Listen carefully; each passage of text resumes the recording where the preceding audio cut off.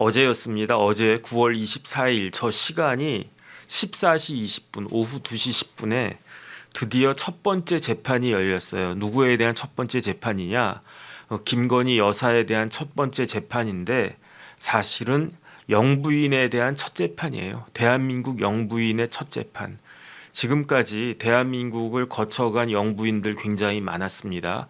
뭐 프란체스카 여사부터 시작해가지고 뭐 영부인 하면 떠오르는 사람 유경수 여사, 그 다음에 뭐 그 YS DJ, 뭐 이순자 여사도 굉장히 뭐 이렇게 저희 같은 사람들한테는 임팩트가 있었던 분이고, 그 다음 뭐 김옥숙 여사도 있었고, 그 다음에 손명순 여사, 그 다음에 DJ 그 이희호 여사 같은 분은 굉장히 적극적으로 활동을 했었고, 그 다음에 뭐 박근혜 전 대통령은 뭐 여사님이 안 계셨죠. 본인이 그 뭐 독신이셨고, 그다음 본인이 여성이었으니까. 그 다음에 뭐 권양숙 여사나, 그 다음에 그 MB 그 영부인이 그 성함이 어떻게 했었지 까먹었네. 그 다음에 뭐 김정숙 여사도 이런저런 구설이 되게 많았던 것 같고, 그 다음 지금 김혜경 여사까지 그 대한민국을 거쳐간 영부인들이 많았는데, 어쨌든 영부인이 피고인석에서 재판을 받는 우리나라 역사상 첫 번째 일이 어제 오후 2시에 있었어요. 그런데 그 재판부에서 촬영을 허가했습니다. 법원조직법에 따르면. 그 다음에 법원조직법 밑에 어떤 규정이 있냐면은 법정, 방청 및 촬영 등에 관한 규칙이 있는데, 그 규칙에 따르면은 피고인이 동의하고 공공의 이익을 위해서 상당한 이유가 있으면 그러면은 촬영할 수 있다, 이렇게 규정하고 있거든요. 그렇다라고 하면 저 사진은 어떻게 찍혔는가? 김건희 여사가 동의를 했겠습니까? 당연히 안 했겠죠. 그러면 어떻게 저 사진이 찍힐 수 있었는가? 그건 뭐냐면요. 그뭐 특검법에 아마 특별한 사정이 없는 한 특검이나 피고인이 요청할 일은 거의 없을 것 같은데, 쉽게 말하면 특검이 요청하면 특별한 사정이 없는 한 재판부는 그 중계를 허가하여야 한다, 이런 규정이 있어요. 그래서 아마 그 규정에 따라서 특검이 김건희 여사 이제 촬영하는 거 허가하라, 이렇게 압박을 넣었을 것 같고, 그에 따라 가지고 재판부에서는 그 허가를 한 것이 아닌가, 그런 생각이 드는데, 신문 기사를 보니까 앞으로는 뭐 아주 특별한 사정이 없는 한 중계하지 않겠다, 그냥 저 자리는 촬영을 허가했는데, 그 김건희 여사가 법정에 들어가는 것과 저렇게 피고인석에 있는 것까지만 촬영하고 그 다음은 다 촬영하는 사람들 나가라, 이렇게 이야기를 했던 것 같아요. 어쨌든 그래가지고 저런 그 사진이 딱 찍혔는데, 그런데 저는 저 사진 보면서 누가 생각이 났냐면 박근혜 전 대통령 생각이 났어요. 그 다음에 또 한 명, 뭐 조윤선 전 장관도 생각이 났어요.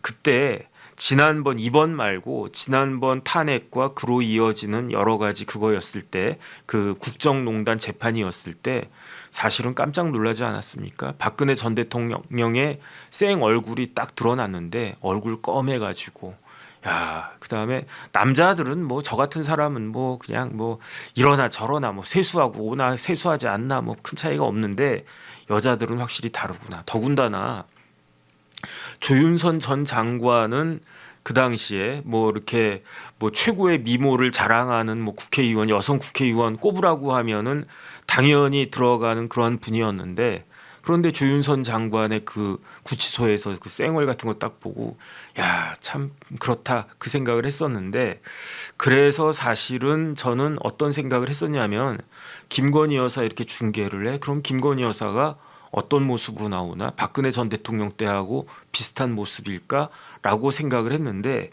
일단은 저게 그 마스크를 썼고, 만약에 저 마스크를 벗으면 뭐 얼굴이 더 뭐 굉장히 상한 모습이 있었을지도 모르겠는데, 어쨌든 마스크를 썼으니까 그나마 다행이고, 그 다음에 마스크 쓰고 옷을 뭘 입었습니까? 사복을 착용했잖아요. 그 사복을 착용했기 때문에 그래도 이제 그 이전에 그 우리가 봤던 그 모습과 크게 달라지지는 않았다. 뭐 그게 다행이라면 다행 아닌가, 그런 생각이 들고요. 그다음 PD님이 그걸 좀 먼저 저 띄워봐 주세요. 그 규정 있잖아요. 제가 규정 그 찾아드린 거. 저게 뭐냐면은 왜 김건희 여사는 수용복을 입지 않고 구치소에서 입는 그 옷을 입지 않고 왜 저런 정장을 입고 나왔는가? 법이 바뀌어서 그래요. 저게 옛날에는 행형법이라고 했는데 지금은 그 법이 이름이 형의 집행 및 수용자의 처우에 관한 법률로 형집행법으로 이름이 바뀌었거든요. 옛날엔 저희 때는 행형법이라고 일본식으로 그렇게 배웠었는데 그런데 어쨌든 형집행법으로 바뀌면서 82조 보겠습니다. 미결 수용자는 김건희 여사는 미결이에요. 왜 미결이냐? 아직 안 나왔다. 뭐가 판결이 아직 판결이 나오지 않은 수용자이기 때문에 미결 수용자이기 때문에 쭉 보면 두 번째 재판에 참석할 때에는 재판 받을 때에는 사복을 착용할 수 있다 이렇게 되어 있어요. 그래서 김건희 여사는 사복을 착용할 수가 있는 겁니다. 원칙적으로 본인이 원하면. 다만 이때 소장은 구치소장을 이야기하는데 도주 우려가 크거나 왜냐하면 사복 입고 있는데 하면서 다다다닥 뛰면은 뭐 저 같은 사람이야 뭐 몇 발짝 가지도 못해서 잡히겠지만 그래도 되게 빠른 뭐 신창원이나 그런 사람들 있지 않습니까? 사복을 딱 입고 있는데 재판 과정에서 교도관들 뿌리치고 다다다닥 뛰어가지고 담 타고 뛰어넘어가 그러면 큰일 나잖아요.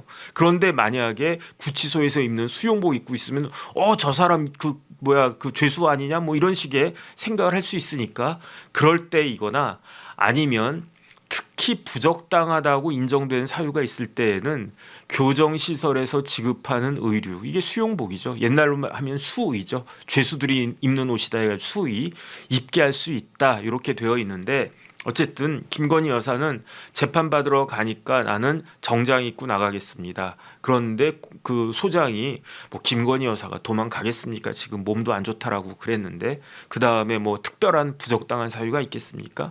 그러니까 그 구치소장이 안 됩니다라고 커트를 할 수가 없었던 거예요. 그래가지고 김건희 여사는 어쨌든 재판 받을 때 저렇게 이제 정장을 입고 그리고 재판을 받을 것이다.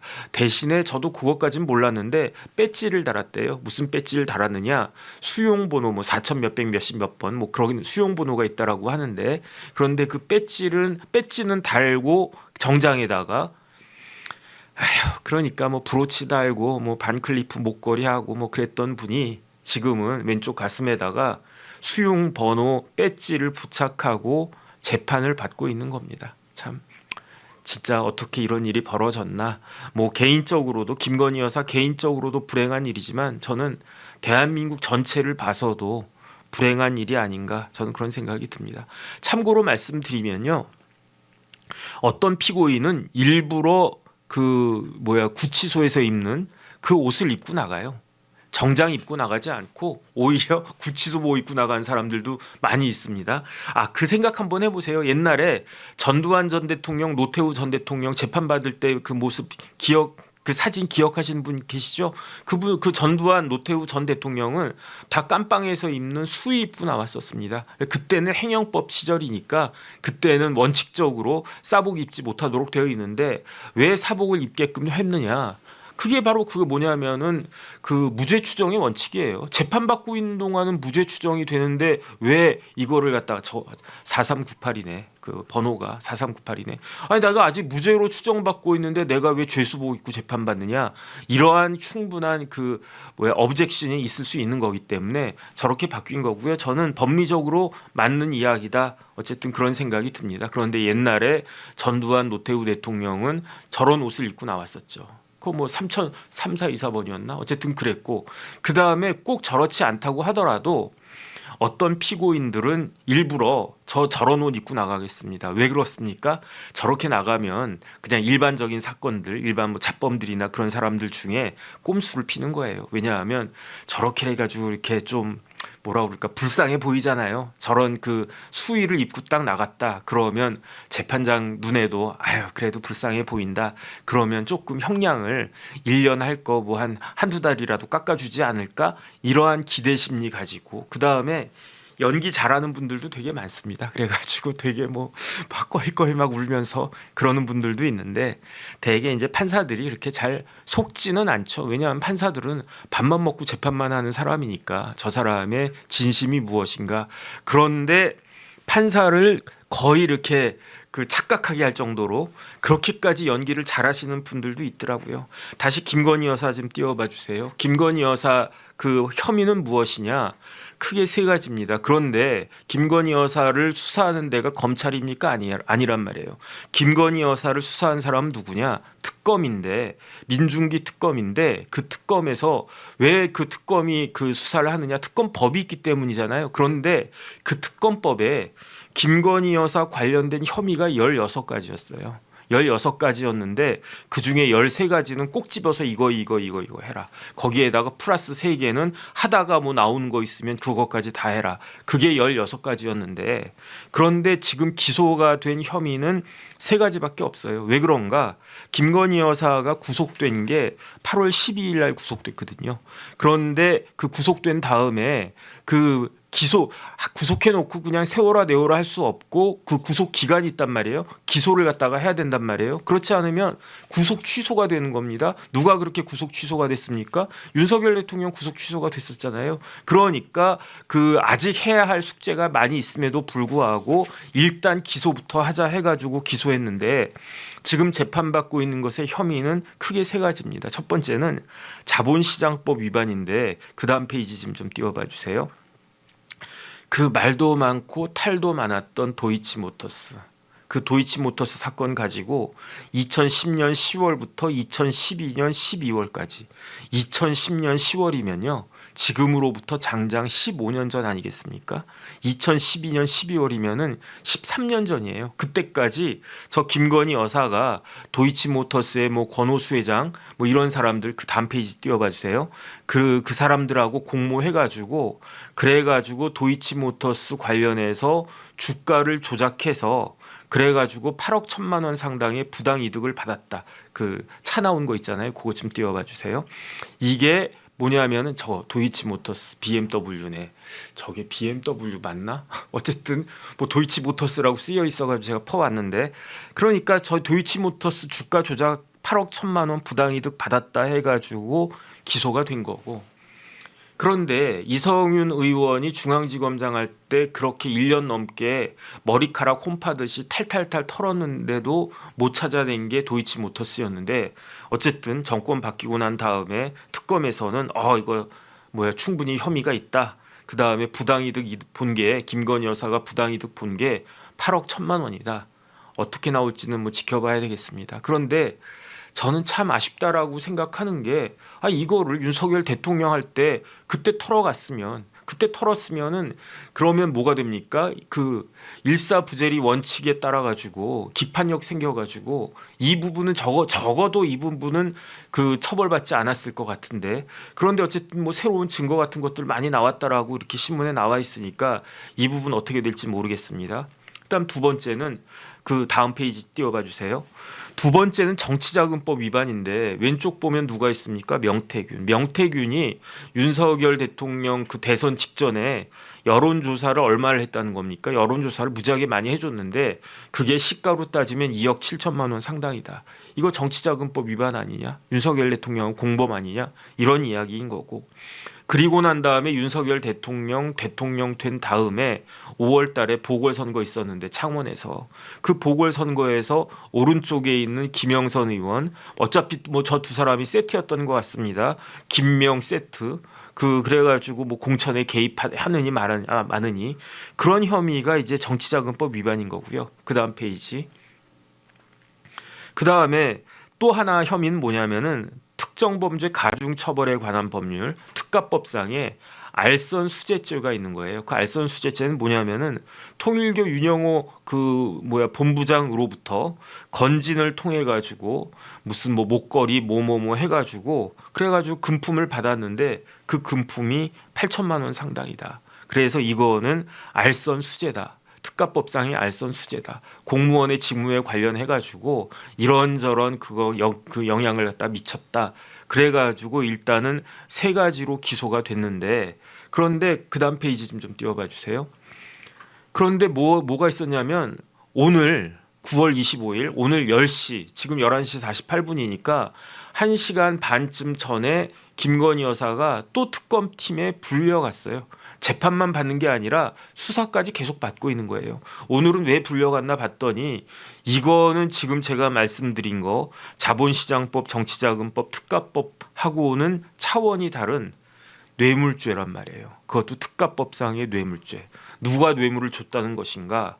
저 사람이 누구냐면 부장검사 출신의 김상민이거든요. 김상민 부장검사가 이우환 화백이라고 하는 우리나라 아주 대표적인 그 화백 계시지 않습니까? 이우환 화백의 그림을 상납하고 그 다음에 김상민이 뭐 결국 김상민하고 김영선 싸움 아니었나 창원에 거기야 뭐 공천 받으면 웬만하면 특별한 문제 없으면 배지 다는 그런 자리니까 그 공천 청탁을 받았다. 그 다음에 공천이 안 됐어요. 김상민에 대해서. 그러니까 김상민 어떻게 됐습니까? 에이 변호사나 하지 이게 아니었고 그리고 난 다음에 뭐가 됐냐면 김상민 부장검사가 전 부장검사가 국정원장 법률특보로 또 임명되지 않았습니까? 이런 것들이 결국은 그림값 아니었느냐. 뭐 일단 드러난 것만. 그러니까 이런 게 뇌물죄 아니겠느냐. 그런데 김건희 여사는 공무원이 아니니까 결국은 이게 뇌물죄가 되려면 뭐가 돼야 되느냐. 윤석열 대통령이 이 사실을 알았느냐. 공모했느냐. 거기에 따라 가지고 그래가지고 윤석열 김건희 부부에 대해서 뇌물죄가 성립할 수 있는가 없는가. 그런 이야기가 되는 겁니다. 그런데 중요한 건 뭐냐면은 이게 결국은 다 부메랑으로 돌아가는 거예요. 윤석열 대통령이 박근혜 전 대통령 어떻게 그렇게 뭐 뇌물죄 같은 걸로 이렇게 엮었습니까? 그거는 최순실하고 엮었잖아요. 뭐 최순실이랑 뭐 언니 동생입니까? 뭐 실질적으로는 뭐 언니 동생이었을 수도 있지. 하지만은 혈연 관계는 아니었잖아요. 그럼에도 불구하고 그때 그 박영수 특검팀에서 윤석열 팀장이 있었던 박영수 특검팀에서 경제적 공동체라고 하는 새로운 논리, 새로운 법리를 만들어 가지고 뇌물죄로 엮었던 건데 그러면 윤석열 김건희가 가깝습니까? 박근혜 최순실이 가깝습니까? 이거는 뭐 보나마나한 것이다. 그래서 제가 여러 번 말씀드렸지만 뭐 내란죄 이런 것들은 너무 크고 그다음 거기에 대해서 뭐 다툴 것도 많고 그렇지만 실질적으로 아픈 거는 저런 뇌물, 통일교 그런 게 실질적으로 아픈 거 아닌가 저는 개인적으로 그렇게 생각하고 있습니다. 그다음에 이 재판이 그다음 페이지 좀 띄워봐 주세요. 지금 재판장은 누구냐면요 우인성 부장판사예요. 제가 잘 모르는 사람이다 싶어가지고 프로필을 쭉 찾아봤더니 우인성 부장이 잘 나가는 사람이더라고요. 그래서 서울대 법대 나오고 저희 집사람이랑 연수원 동기이고 그 다음에 이제 초임부터 판사 쭉 해가지고 지금 쭉 부장 판사까지 되어 있는데 그런데 우인성 부장이 재판 진행하는 게 조금 이상하다는 생각은 들어요. 왜 이상하다는 생각이 드느냐? 원래는 이렇게 큰 형사 재판은 준비기일 먼저 잡거든요. 공판 준비기일 해가지고 검사 나오세요. 그 다음에 변호사 나오세요. 앞으로 증인은 어떻게 형사 재판에서 제일 중요한 거는 증인이거든요. 앞으로 증인 어떻게 하겠습니까? 몇 명 신청하겠습니까? 어떻게 진행하겠습니까? 그거 다 이렇게 정리하고 그리고 난 다음에 공판 준비기일 끝난 다음에 공판기일 진행하는데 그래서 뭐 이재명 대통령 공판 했을 때에는 재판했을 때는 공판 준비 기일만 1차, 2차, 3차까지 한 경우도 있었던 것 같은데 그런데 이 재판은요 공판 준비 기일 없이 공판 기일을 어제 먼저 시작한 거예요. 그러니까 재판이 어떻게 됐습니까? 40분 만에 그냥 한번 끝난 거예요. 그리고 난 다음에 이건 그냥 진행될 수는 없겠구나 해가지고 공판 준비 기일을 또 잡았는데 오늘이 며칠입니까? 25일. 그러면은 내일 그러니까 어제 공판하고요. 내일 그러니까 이틀 뒤인 내일 공판 준비 기일을 잡았어요. 그러니까 내일 공판 준비 기일 해가지고 앞으로 이제 변호인하고 검찰 특검 측하고 여기선 특검이겠죠. 김건희 재판 어떻게 할 것인지 거기에 대해서 그냥 대충 뭐 이렇게 스케줄 같은 걸 짤 거고 그리고 난 다음에 우인성 부장이 뭐라고 이야기했느냐. 그리고 나면 10월 초가 되면 뭐가 돼 있습니까? 추석이 있잖아요. 추석 전에 재판하지는 않고 추석이 지난 다음부터 10월 15일부터 재판을 시작할 건데 일주일에 2번 하겠다. 수요일하고 금요일 일주일에 2번 하겠다. 그래서 10월에 재판을 4번을 할 건데 왜냐하면 수요일 금요일 2번씩 하니까 4번을 하는데 증인 27명을 4번 재판에서 다 끝내겠다는 이야기예요. 주신문만. 그리고 난 다음에 이제 그 이후에 반대 신문을 또 피고인 측에서 해야 되는데 이렇게 해도 되나? 저 형사소송법 다시 한번 봐야 되는 거 아닌가 싶은데 왜냐하면 증인 신문은요 주신문하고 반대 신문하고 주신문하고 반대 신문하고 이렇게 돼야 되거든요. 그런데 일단은 1번부터 27번까지 증인을 쭈루룩 나래비 시켜가지고 특검 쪽에서 주신문 다 하고 그 사이에 그 변호인 측에서 반대 신문을 못하게 한 다음에 다시 또 1번부터 27번까지 쭈루룩 나오라고 한 다음에 그때는 변호인이 반대 신문을 쭈루룩 한다 이렇게 진행하겠다는 건가 잘 모르겠는데 이렇게 진행해도 되나 그건 잘 모르겠고 그 다음에 어쨌든 그렇게 진행을 한 다음에 12월 말까지는 증거 조사를 다 끝내겠다. 그러니까 8월 29일에 기소가 됐단 말이에요. 그러면 9, 10, 11, 12 4개월 동안의 증거 조사 다 끝내고 그 다음에 뭐 1월이나 그때까지는 어느 정도 저기 뭐 법리나 이런 것들 다 이렇게 공방 완전히 마치고 그리고 나서 2월까지는 판결 선고하겠다 그런 의지로 보여지는데 왜 그러냐면은 그렇게 하지 않으면요 김건희 여사 석방돼야 되거든요. 구속 기간이 이제 거의 만료가 돼가지고 그래서 어쨌든 저렇게 하는 게 맞기는 맞아요. 왜 맞냐면요. 아니 구속 재판은 6개월 내에 판결 선고하는 게 그게 원칙이고 그게 정당한 거지. 뭐 누구 사건처럼 뭐 이렇게 뭐 한 6개월 정도 하다가 아이 뭐 어쩔 수 없다 그러면서 보석으로 풀어주면서 그리고 난 다음에 불구속 재판 뭐 그 세워라 내워라 이렇게 할 수는 없는 거거든요. 그러니까 저렇게 한 게 맞기는 맞는데 왜 김건희 여사에 대해서만 저렇게 쫙쫙쫙 하느냐. 근데 이것도 어떻게 보면요. 윤석열 대통령의 업보라고 할 수 있어요. 왜 그렇습니까? 일주일에 2번 하는 게 과하다라고 김건희 여사 측 변호인들은 이야기하는데 과하긴 뭐가 과합니까? 박근혜 전 대통령 일주일에 재판 몇 번 했습니까? 제 기억에 4번인가 했었던 것 같은데 5번 한 적도 있지 않나? 어쨌든 4번까지 한 건 제가 기억이 나요. 월화수목 금요일 5일 중에 4번을 했었어요. 4번을. 그게 과한 거지 수요일 금요일 이렇게 하는 게 그게 뭐 과하다고 할 수는 없죠. 근데 생각해 보면요. 1년 전에 이재명 대통령 그때 재판 스케줄 맨날 보면서 제가 방송했었어요. 이재명 대통령이 일주일에 재판 최소한 2번, 3번은 하지 않았었습니까? 왜냐하면 한 재판 가지고 뭐 연속으로 따닥 이렇게 한 게 아니고 재판할 때가 너무너무 많으니까. 그래가지고 야 뭐 요 이번 주에는 그 매주 초반 그 주말마다 야 이번 주에는 이재명 대통령 재판 언제 하나 무슨 재판이냐 그거 이제 정리하는 게 하나의 그 일과였는데 그런데 1년도 안 돼가지고 완전히 상황이 180도로 바뀌었다. 어쨌든 그런 생각이 듭니다. 그 다음에 성경 말씀에도 숨겨진 거 다 드러난다라고 했는데 결국은 다 이렇게 되는구나. 어쨌든 개인적으로 그런 생각이 들고 뭐 더 이상 이런 비극은 없어야 되지 않겠나.